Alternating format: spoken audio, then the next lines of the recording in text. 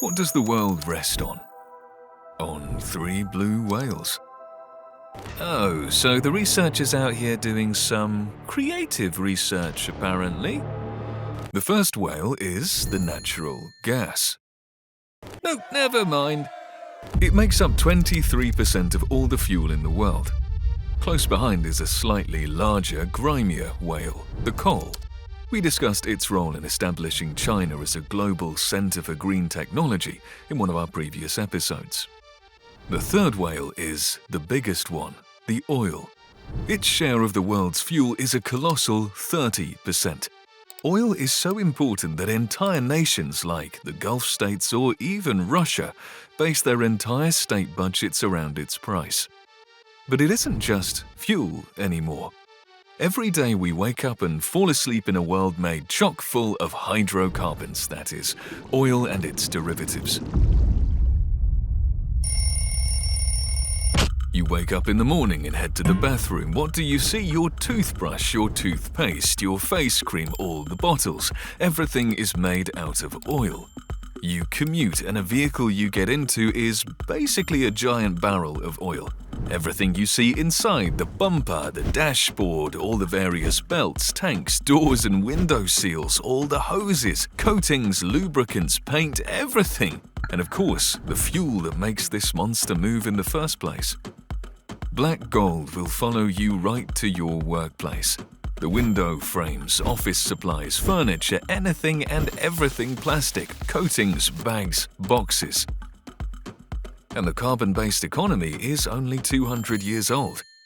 Did the first prospectors ever imagine then that the liquid they were extracting would be a commonplace reason to wage wars? And that it would be the main fuel of these wars? That entire nations would fall, rise because of it, and then fall again victim to geopolitical pressure. Today, let's talk about how black gold replaced the old gold, how for centuries people used it as a remedy, not knowing its full potential. We'll tell why every time someone turned on a lamp, it used to cost an animal its life, and where the old saying, "Is the game worth the candle?" came from. This video is about oil's long and difficult journey to the market and how it was once on a brink because of American bookkeeping. The very journey that allows you today to watch this video from the comfort of your home. Before we begin, we'd like to ask you to subscribe to the channel and don't forget to hit the bell so you don't miss any of our new videos. We have many new and interesting stories for you in the new year. This one specifically begins with a candle, a cheap, crude, odorous candle.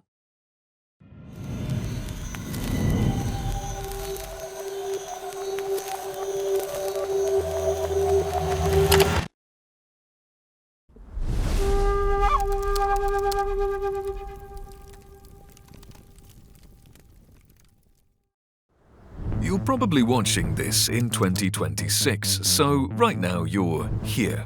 Humanity has unlocked solar and wind power and is working to make them mainstream. We are at our technological peak. Looking back, we've been here before. New energy sources is something we got used to. There was a time we couldn't harness the atom, water power, or natural gas. Oil wasn't a thing not too long ago. In the start of the 19th century, even coal wasn't king yet. Wood was still the way most heating and energy was done. If you remember our previous episodes, the middle of the 19th century had the Industrial Revolution sweeping the world. Simple wood wasn't gonna cut it. The new machines of the new age needed new fuel, and that new fuel was coal. So where does oil fit in all this? Why did we need it? To be frank, we didn't need it. Not back then the way we do today.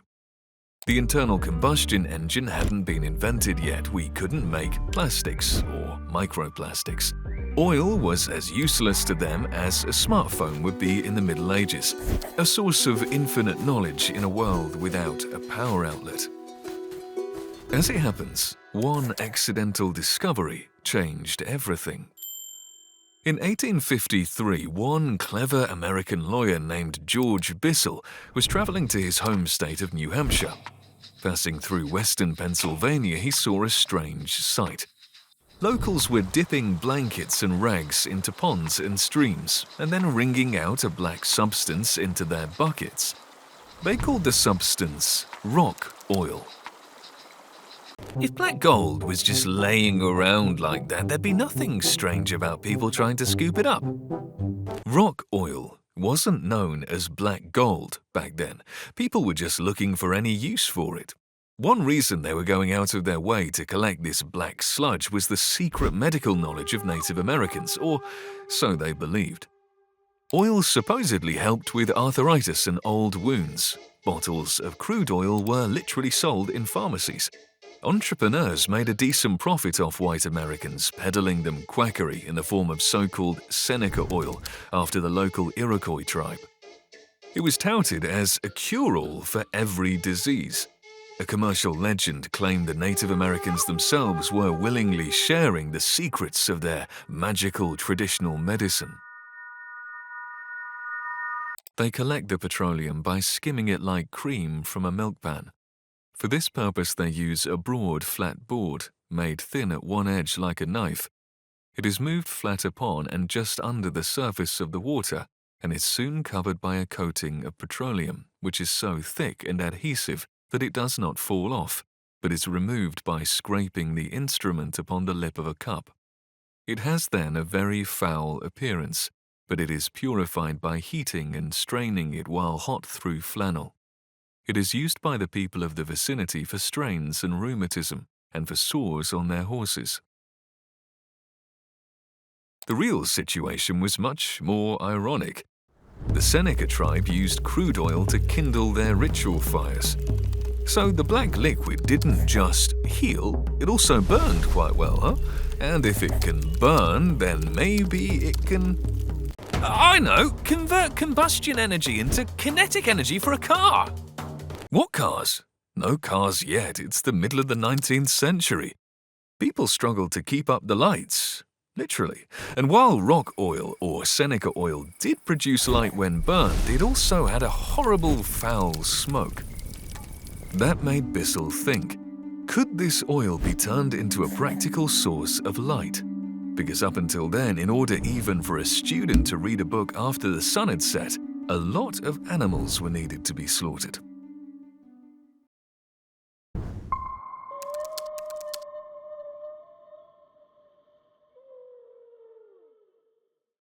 This story is a great example of how inventions can completely change both human and animal life for the better.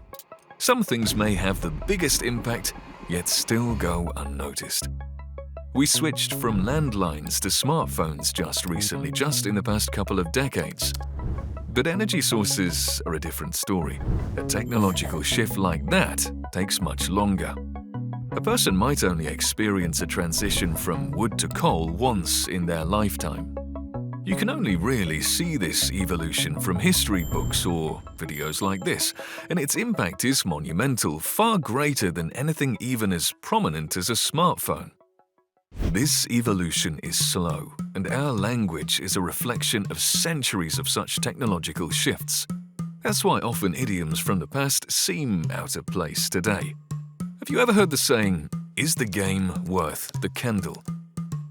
Speaking of things worth the candle, if you want to go deeper than what fits in a video, we have a Patreon. Sources, digests from the researcher, and material on topics that never make it to the main channel. Link in the description, so feel free to become part of the community and light our candle. Do you know where it comes from? We'll have to dive deeper into the context of what made oil's success inevitable, and one part of it is art. Literally. In 1738, William Hogarth completed his painting series, The 4 Times of Day, a satirical look at morning, noon, evening, and nightlife in London. The first 3 scenes are interesting, but we'll just summarize them here. Curious viewers can pause and read the finer details. Let's focus on the 4th painting. It shows that after sunset, late citizens risk being robbed or killed. They clutch their canes with a threatening look, wary of ghouls skulking around trash piles. The thing is, until the mid-17th century, most European cities had no proper street lighting. Once the sun set, the streets would sink into pitch-black darkness. The church and town councils advised people not to go out at night. Darkness welcomed all kinds of criminal elements. Notice how there are no street lamps in the painting and only a weak light coming from house windows. Even the lantern carried by the man in the foreground is lit by a simple candle. To make a candle meant to butcher an animal, as they were made from cow and sheep's fat. What's worse, these candles melted quickly, produced smoke, and had a strong, unpleasant smell. The revolution in artificial lighting began in 1712, when people on the island of Nantucket, Massachusetts, came across a beached whale carcass. You heard that one right. While butchering it, they discovered an oily substance situated above its brain. Having it named spermaceti, this whale oil turned out to have tons of uses. Over the next 30 years, it started to be used in everything from lubricating machinery to a light source. Spermaceti made human life a little bit brighter. These candles had a clearer, steadier flame and burned evenly, and no foul smell and soot. Nowadays, few people know or care what decorative candles are made out of. But imagine flipping a light switch and minutes later your room fills with the stench of rendered animal fat. And then you had to work for hours. Meanwhile, your wealthier friend would enjoy a clean, odorless light. Your light source was a status symbol. A peasant, soldier, or sailor had the economy option, a simple tallow candle. And not for the whole house, even these were very expensive. 1 candle per day was the limit. A noble or merchant or an official could afford beeswax candles, a pricier option. But only the very rich had access to spermaceti candles, even then lit only on the most special occasions. No matter the material, candles were a precious commodity. No one in their right mind would waste one during daylight. Use of candles during the day was widely considered so extravagantly wasteful that it was avoided even by the wealthy. In 1712, the rich Virginia planter William Byrd II recorded finding an enslaved woman on his plantation named Prue with a candle by daylight, for which he, barbarically, gave her a salute with his foot. In other words, kicked her. Jonathan Swift advised servants to never light candles until half an hour after it be dark, to avoid facing wrath. The game was often not worth the candle, quite literally. People constantly had to calculate whether work done after sunset would even cover the cost of the candle used. The use of whale products, as you remember, wasn't limited to candles. Whale oil kick-started the era of oil lamps. Household lamps, streetlights, and even lighthouses began burning whale oil in bulk. Over time, it became the lighting standard. The Nantucket whale might have gotten unlucky, but it turned out to be a miracle for humanity. In the next 140 years, the candle use gradually dwindled down, being replaced by oil. By 1850, whale oil dominated the US lighting market with a 65.5% share. This huge demand required massive harvesting of giant whales. Today, people are looking to enter IT, but 200 years ago, the hottest job position in the labor market was a whaler. The ocean became a factory. Men were obsessed with sailing. The scale was vast. Remember the whaling novel, Moby Dick? It became a literary classic for that reason, and it's still taught in schools and adapted for stage and screen.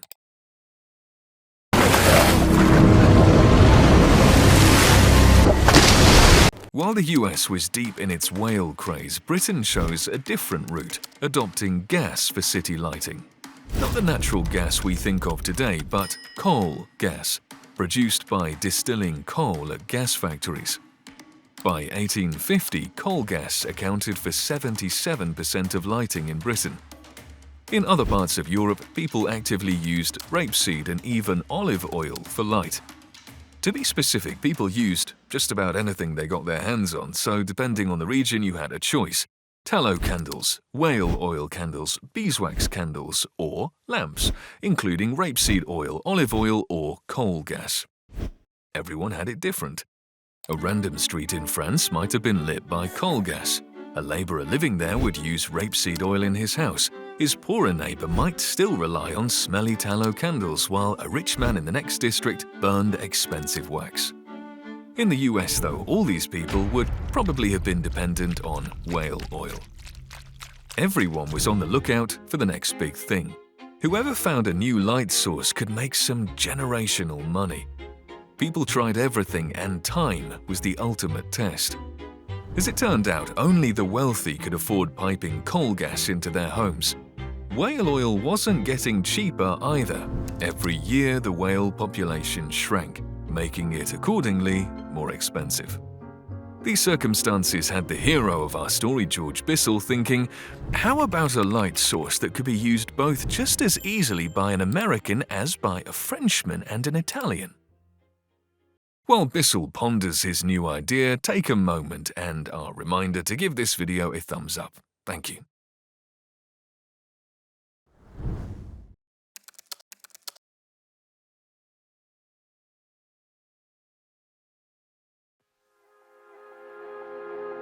Lighting isn't something we think about a lot these days. It's everywhere, it's cheap and reliable. Maybe electricity prices rise a few % a year. Annoying? Sure, but nothing compared to the struggle it was in the past, as you saw in the last chapter.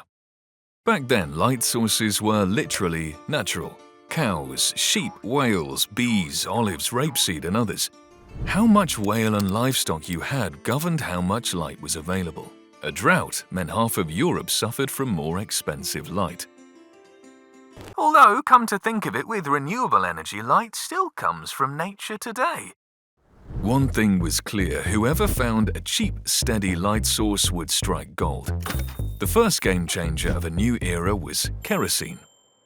Made in 1846 by Canadian doctor Abraham Gesner, he first distilled it from bitumen and soon learned to extract it from coal. Gesner wasn't the first to discover kerosene, but he was the first to name it, and most importantly to create and complete the technology for mass production, turning the idea into an actual enterprise.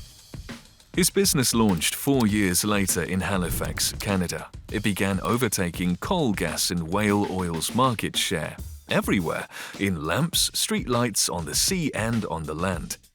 If you were worried about poor whales and sheep, you could now relax. The era of killing them for light was finally coming to an end.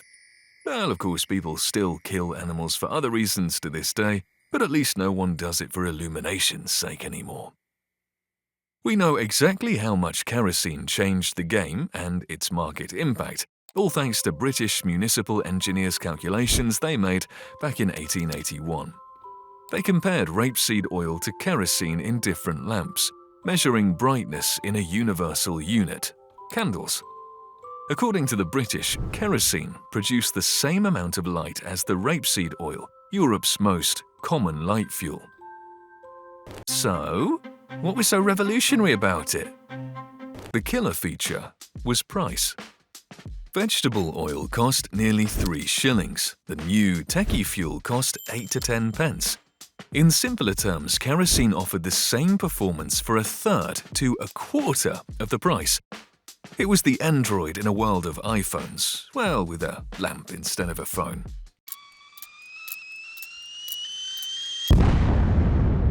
In 1854, Gesner had registered his own kerosene company in New York. The rumors of the Canadian doctor's success definitely reached Bissell's ears, who lived near Canada.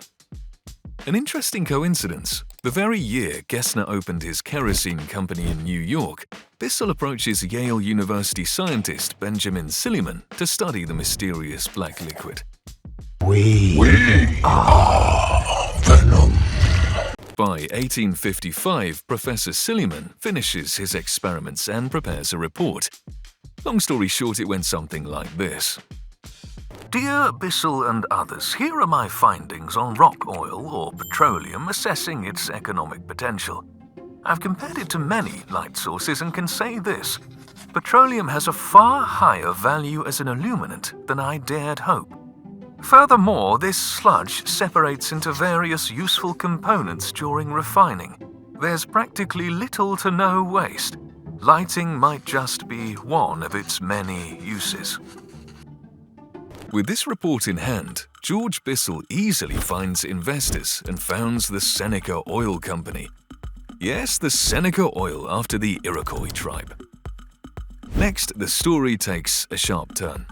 By the way, if you're curious what Silliman's actual report looked like or where we find sources like that, that's exactly the kind of material we share with Patreon supporters.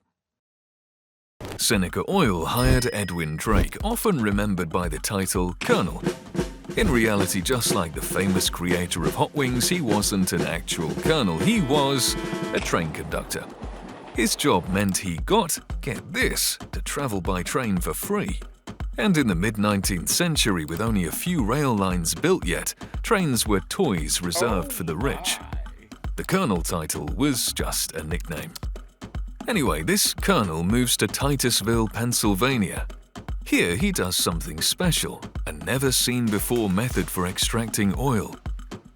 Instead of using rags and trenches, Mr. Drake started drilling. Drill, baby, drill. On August the 27th, 1859, at a depth of 21 meters, the well struck oil.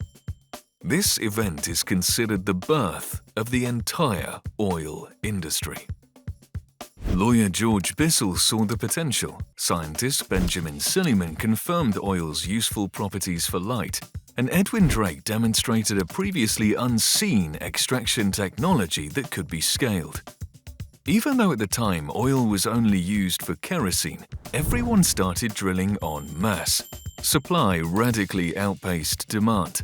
The price per barrel plummeted from $20 to 49 cents. 40 times a drop in just 2 years. Spermaceti oils and gaslighting were becoming obsolete right before people's eyes. $20 in 1800 could get an American 5,500 candles worth of a light equivalent. By 1860, that amount would double, and by the start of the 20th century, light had become 50 times cheaper. Kerosene made humanity see the light, and while the British and Americans competed over whose kerosene was better, their version was made with coal, some smarty pants lit the world a new path. And you can light the path to our new interesting videos by supporting us on Patreon. Thank you.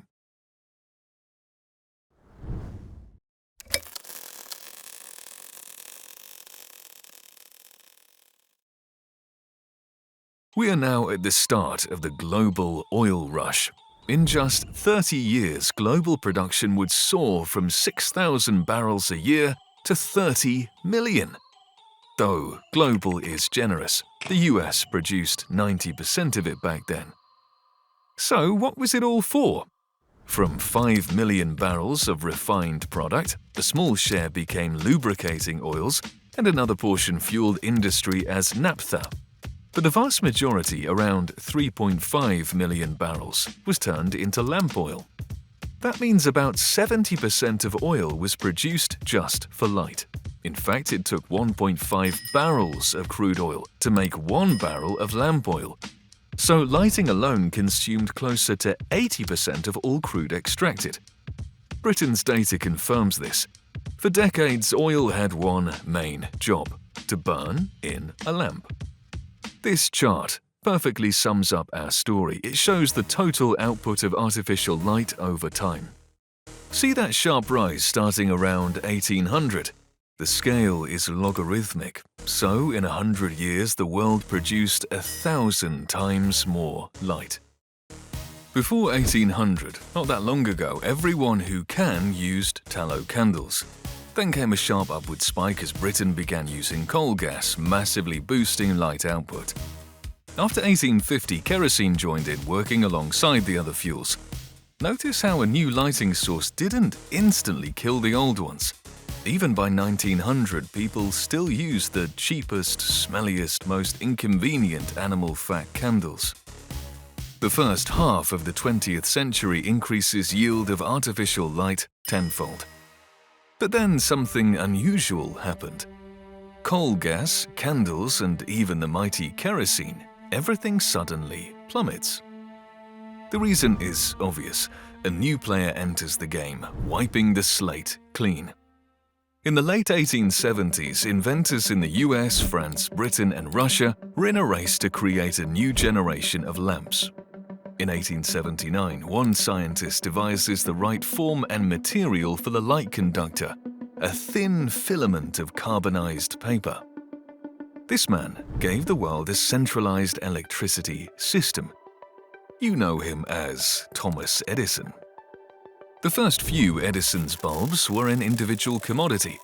10 years later, 7.5 million were produced. By the end of the century, the number hit 25 million. Remember the British chart on light development. Every new technology needs its time to grow. So there was a period when a city block might have had exactly 327 electric bulbs, 747 oil, and 6,246 gas lamps, down to a T. Here, on screen, take a look at the 1894 engineering plan for Washington, D.C. If only 5% of US homes had electricity by 1900, 30 years later, electric lighting was the norm in nearly all urban homes, and soon after even in rural areas. From that point on, humanity buried all other sources of light, sometimes quite literally. You already know who won the first place in this race. You're not watching this under the light of a kerosene lamp. Yes, it took 50 years for cities to fully switch from candles to the power socket, which is arguably a very short time for something so drastic. But not everyone was thrilled with mass electrification. Remember the oil producers? Edison's light bulb threatened their kerosene boom. The inventor knew exactly who he had to deal with first things first. Right after the demonstration of his invention, he asked his team to calculate the total number of kerosene lamps on the market.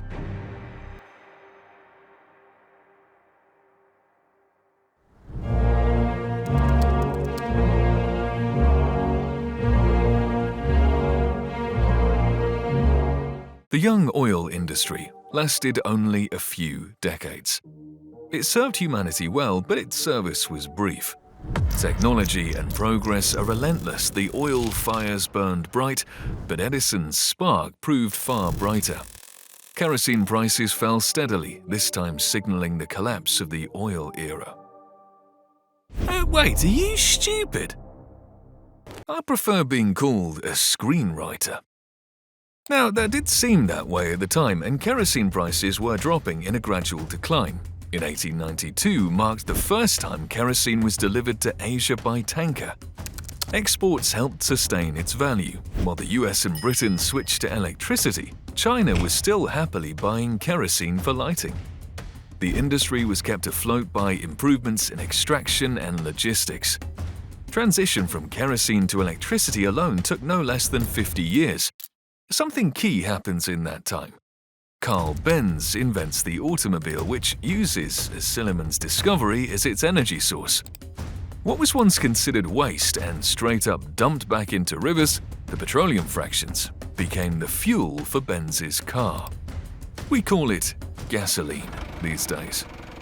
This gasoline turned out to be usable to propel any kind of vehicle, including the airplanes.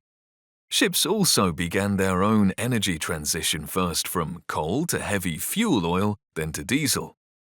Gasoline, diesel, fuel oil, naphtha, all are petroleum products, all fuel for cars, planes, ships, and trains. In 1880, over 70% of oil was used to create artificial light. By 1950, almost 90% of black gold was refined into vehicle fuel. That time marked a generation born that had never even heard of kerosene lamps but knew all about gasoline and diesel, and plastic bags.